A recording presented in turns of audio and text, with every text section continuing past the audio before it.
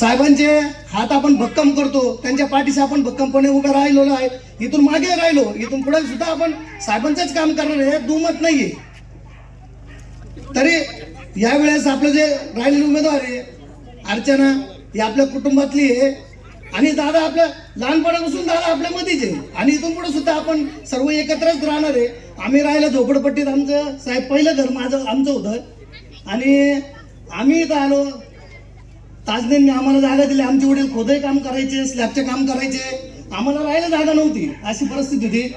ताजने कोकणींनी ती आम्हाला जागा दिली, प्लॉट दिला आणि आम्ही इथं राहिलो. 20 वर्ष आम्ही इथं राहिलो आणि तुमच्या पुण्यानेच, आमच्या आईबाबाच्या आशीर्वादाने, तुमच्या पुण्याने आज आमचे घरदार झाले. परंतु या वार्डात आमचा आजही नातेसंबंध तसाच आहे. इथं कोणाचं काही काही चांगला कार्यक्रम असो, मौतीचा कार्यक्रम असो, मला न सांगता एकही कार्यक्रम इथं होत नाही. आमची एक तरुणांची अशी फळी आहे, आम्ही रात्री जरी काही प्रॉब्लेम झाला तरी आम्हाला फोन करतात, मी येतो. हे सगळे आमच्यातलेच आहे कार्यकर्ते. सर्वजण साहेबांच्या पाठीशी भक्कमपणे आपण उभे राहू. आपला उमेदवार इथं दिलेला आहे.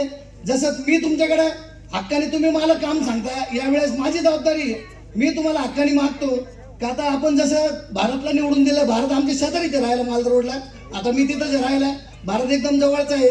तसंच अर्चना दिघे सुद्धा आपल्या वार्डातलेच आहे आणि आपले घरचे उमेदवार आहे. आपल्या शब्दाला मान देऊन हे तिकीट आम्ही घेतलेलं आहे मागून. आपली सर्वांची जबाबदारी आहे यावेळेस भरघोस मताने 1 नंबरचं लीड अर्चनाला द्यायची जबाबदारी आपली आहे. सर्वांनी साहेबांच्या पाठीशी आपण, आता यावेळेस आपली प्रत्येकाची गरज आहे तरुणांची, त्या साहेबांच्या पाठीशी उभं राहायचं.